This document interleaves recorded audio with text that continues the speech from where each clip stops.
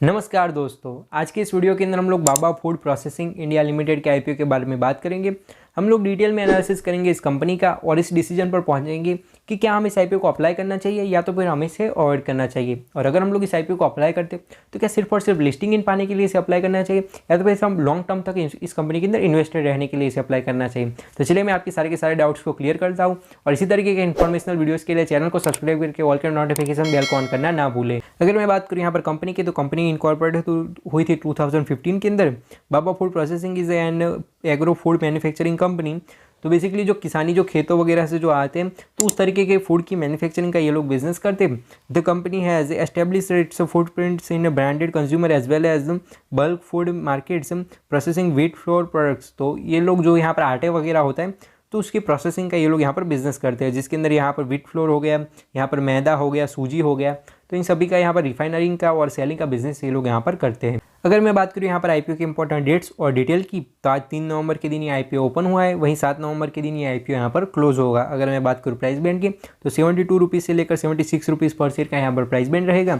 वहीं अगर मैं बात करूँ लॉट साइज की, तो 1600 शेयर्स का यहाँ पर एक लॉट रहेगा। वहीं अगर मैं बात करूँ टोटल इशू की, तो 33 करोड़ का टोटल इशू है और जितना का जितना इशू है वो सारा का सारा यहाँ पर फ्रेश इशू है। तो ये भी एक काफ़ी ज़्यादा अच्छी चीज़ हमें देखने को मिल रही है। अगर मैं बात करूँ कैटेगरी वाइज लॉट साइज की और इन्वेस्टमेंट अमाउंट की, तो रिटेल कैटेगरी के अंदर आप लोग मिनिमम और मैक्सिमम एक लॉट के लिए ही अप्लाई कर सकते हो, जिसके अंदर जो आपकी इन्वेस्टमेंट है वो यहाँ पर 1,21,000 रुपीज़ की हो जाएगी। वहीं एच एन आई कैटेगरी के अंदर आपको मिनिमम 2 लॉट के लिए अप्लाई करना पड़ेगा, जहाँ पर जो आपकी इन्वेस्टमेंट है वो यहाँ पर 2,44,000 के करीब हो जाएगी। अगर मैं बात करूँ कंपनी के एसेट की, तो 2021 के अंदर कंपनी के एसेट 45 करोड़ के थे, जो कि बढ़ते बढ़ते 2022 के अंदर यहाँ पर 54 करोड़ के हो गए और एज ऑफ नाउ 69 करोड़ के यहाँ पर कंपनी के एसेट्स हैं।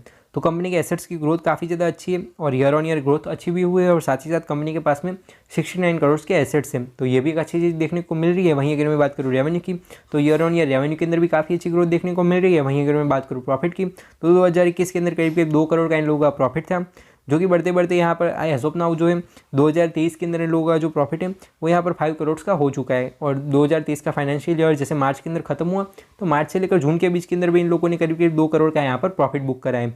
वहीं अगर मैं बात करूँ इन लोगों के नेटवर्थ की, तो ईयर ऑन ईयर नेटवर्थ के अंदर भी काफ़ी अच्छी ग्रोथ है।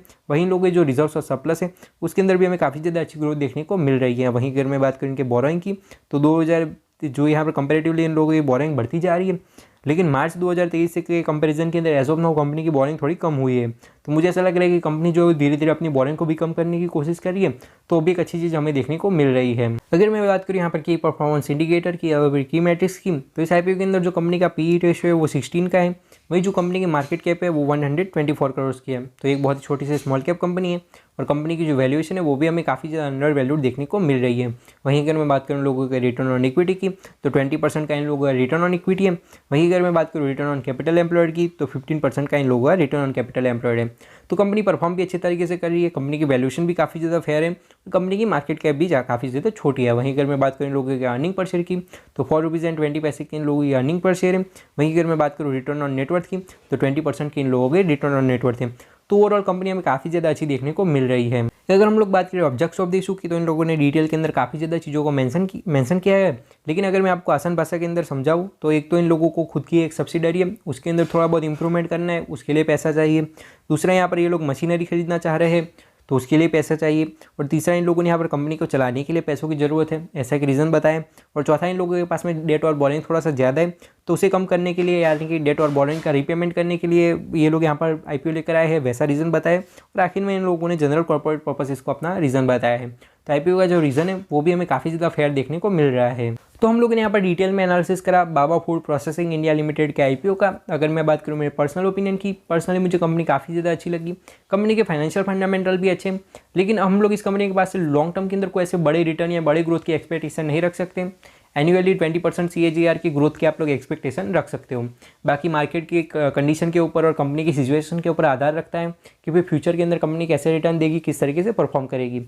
वहीं अगर हम लोग बात करें इसके लिस्टिंग इनकी, तो नो डाउट अगर आप लोग आखिरी दिन का जीएमपी और सक्सेसर स्टेटस का वेट करोगे तो आप लोग एक बेहतरीन डिसीजन ले पाओगे। और अगर आखिरी दिन तक अच्छा खासा जीएमपी और सक्सेसर स्टेटस आता है तो ही लिस्टिंग इनके लिए अप्लाई कीजिए, अदरवाइज रिस्क लेने का कोई भी मतलब नहीं है। तो बस यही कुछ बातें थी जो मुझे इस वीडियो के अंदर रखनी थी। आई होप कि आपकी वीडियो अच्छा लगा होगा। अगर वीडियो अच्छा लगा है तो प्लीज़ लाइक करें, कमेंट करें, शेयर करें और अगर चैनल बने हैं तो सब्सक्राइब कीजिए। मैं मिलता हूं आपको ऐसे वीडियोज़ के साथ, तब तक के लिए बाय बाय, जय हिंद, वंदे मातरम।